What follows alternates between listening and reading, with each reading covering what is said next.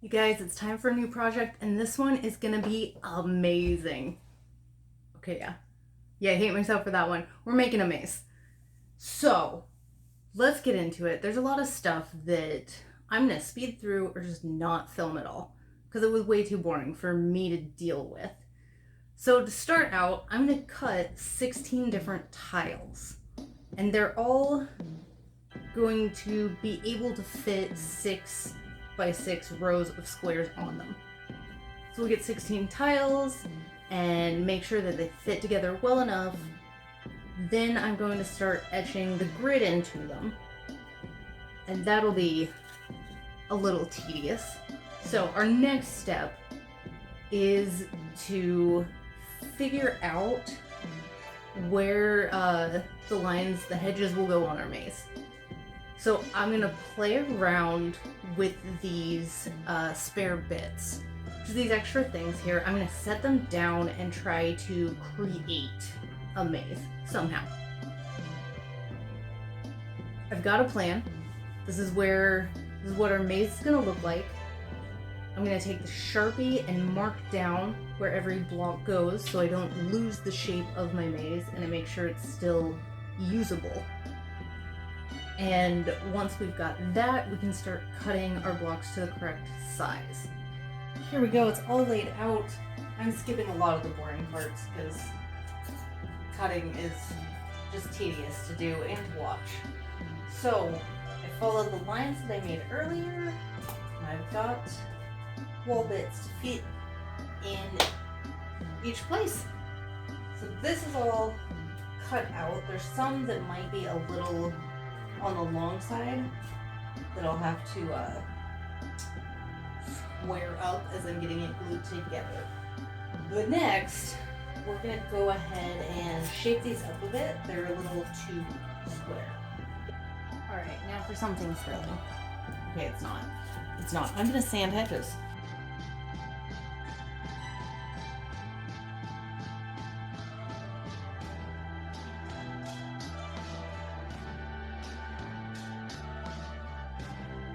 Alright, here we go. Back at it. Alright, so I spent a few hours last night sanding up all little hedges. I mean, they're still pretty square, but it's better. There is foam dust everywhere. I vacuumed some of it up, but everything I touch just makes it a little worse and it spreads around again. But that's okay. What we're gonna do now is start to get everything glued down. So I'm gonna go tile by tile. Let's see. Thankfully we got our lines so we know where everything's going to go. I'm going to grab my square. So we're trying to get this as straight as possible. So.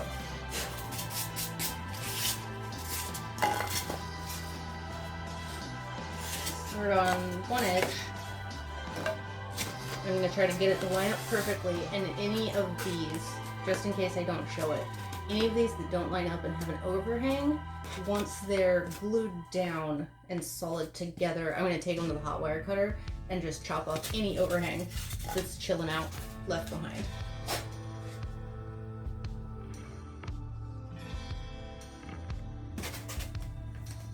Yeah, so this is the overhang that I'm talking about. You can see, kind of, but it doesn't quite line up. So I'm going to take it to the hot wire cutter and slide it through there just to get that little bit off. So what we're going for is to match all of these walls as smoothly and perfectly as possible. I know sometimes my cuts aren't perfectly straight, so that happens, but I don't have to worry about that too much. Alright, I'm going to turn this off, and then we'll do that through this whole board and get it all put together.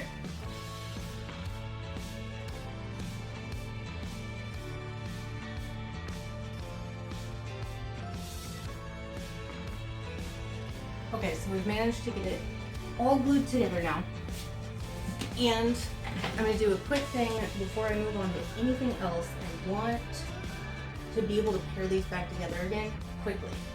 So, I think I'm gonna go, yeah, we're gonna go about this kind of like IKEA style. So, Yeah, this will be A. This will be A.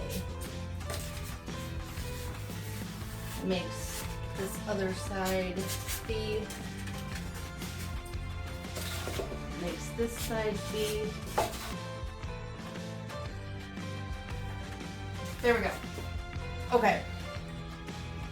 It's not perfect, but it's good for now. I think at the end I'm gonna have to relabel them because they're gonna get painted over. But this is what we have for the moment. The next step, I'm not gonna take my camera out for. I'm going to take all the pieces to the garage and I'm gonna spray paint them green. I'm gonna use, I think it's already outside, but it's the Rust-Oleum 2-time spray paint. And so I'm sure you've been warned. You've heard it somewhere before. Don't use spray paint on your phone. It'll melt it. It'll get weird. That's what I'm going for. So I'm going to do a kind of thick coat. It holds up decently well to spray paint. This pink foam does. So I'm trying to get a little bit of that bubbly weirdness from the spray paint. So I'm not putting a layer of anything else down first. I'm just going to spray paint it. I'm going to let it eat in and bubble just a smidge for more texture. And then I'll let it dry for a few hours, whatever it seems to need. And then we'll come back and see how it looks.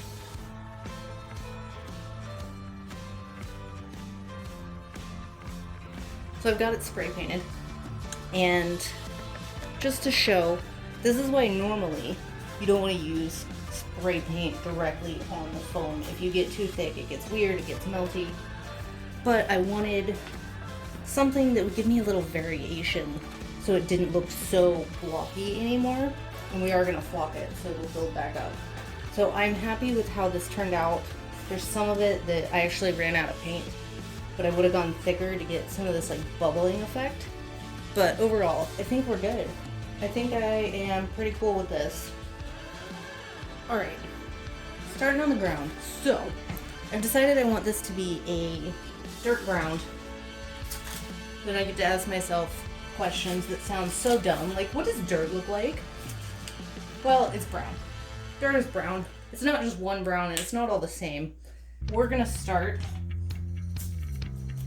building up some browns. And I don't want to go too terribly dark with this. We're thinking dry dirt, not wet, so it's gonna be on the lighter-ish brown side. And then as we go, I want to kind of make a path that looks like it's walked around. So over here at the edges, there's going to be some growth. So it's not absolutely perfect. And along the walking path, it's going to have spots that are a little lighter and will be darker at the edges. If there's grain showing through, that's fine too. Okay, so it's all covered and I did time it this time. It took me an hour and 20 minutes to finish just painting the ground of everything brown. And I'm kind of surprised at how long that took. I know I don't paint terribly fast, but that was longer than I thought. I usually don't keep track of time while I'm building things, so when I do, it always surprises me. Okay, so enough of that. Now that we've got, our first layer, there's still a lot of green showing through, and that's cool. We want to get a little bit darker on the outsides. That's what I said. So this is definitely a darker brown. I'm gonna throw it right in the pile for my other brown where that was. And we're gonna just kind of gently go on the edges here with this one. Not a big crazy difference. So we're gonna fill it in over here, just like this. So hopefully this one will go a lot quicker. I'm not covering as much this time. We've got all the dark edges on.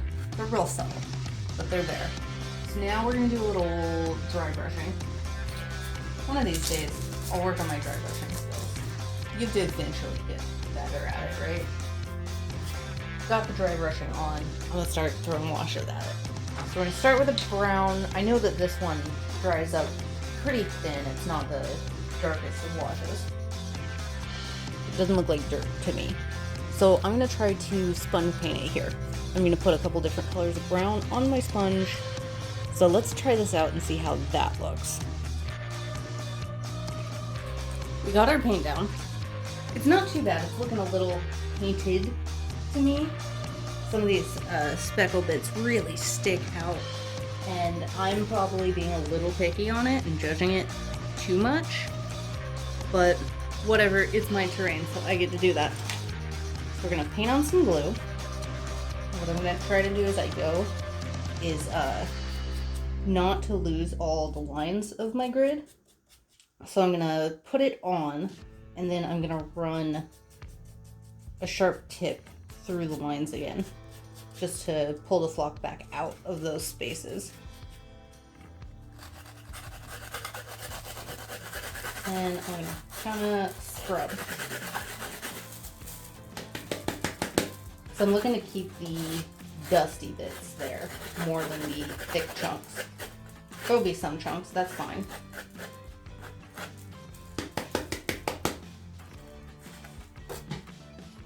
So I can go at it like that. My pointy guy here. Just kind of back some of it out.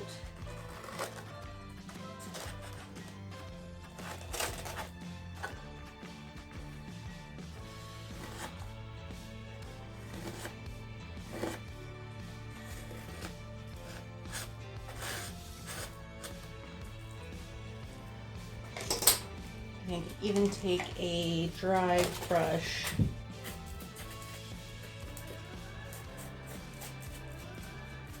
help knock off any of the chunks that I don't want to stay in.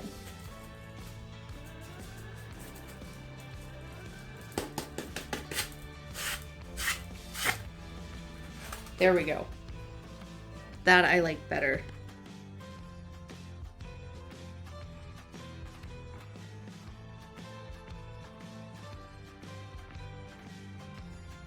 We have all of this flocking texture down. Really what we're getting is a little bit of the dust from it, from the pigment, which made me realize that to shade how I want, I could just grab something else that's dusty pigment.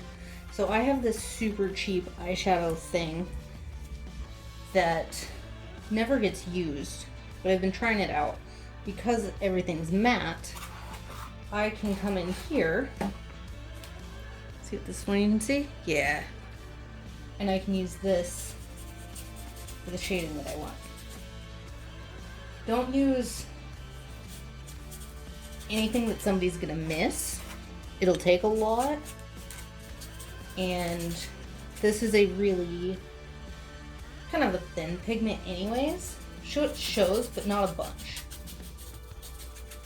So if I want to go in here, if I want to add a lighter shade somewhere, I can tap it on.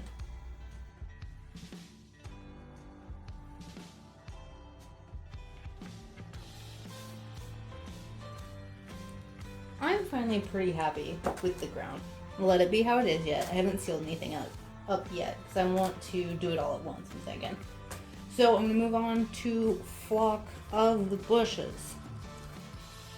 And I've got my green blend. I think this one will look really nice. It's got some nice yellows mixed in as well. I think I'm going to do my glue a lot thicker for the bushes than I did down on the ground. I'm cool with it getting clumpy. I don't want to scrape any of it off this time. It's finally going to start to take shape though. After this, I think it'll start to look like something. Alright, let's get these insides real quick.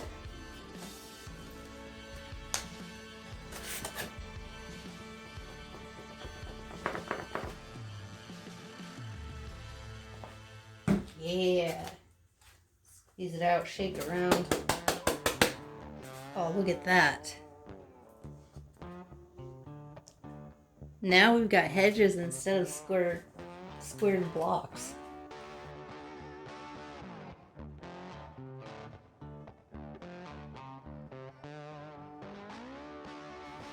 everything's flopped, it's time for a little bit more of the finishing touches before I seal it all in. So I'm going to paint the edges black down along here, and then hopefully when we spray paint it, I won't get any more unwanted melting. I've done it, it is finally finished.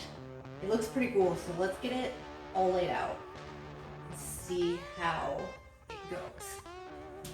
I'm gonna start back here.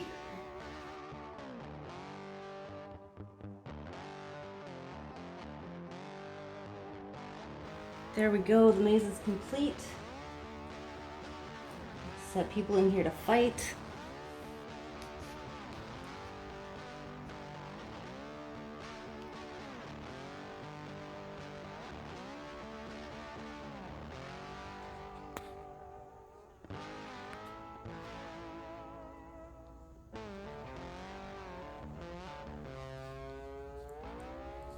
I'm really pleased. This will be a lot of fun to play on. And when I get more minis for it, we could put so many things in here. We could have monsters, we could have little inns, put statues in there. Fountain in the center. I know I said in a different video that I was gonna put my big fountain in that I made last time, but I decided not to do with that because I felt like it would spill all over. So I'm gonna make a different centerpiece for this eventually.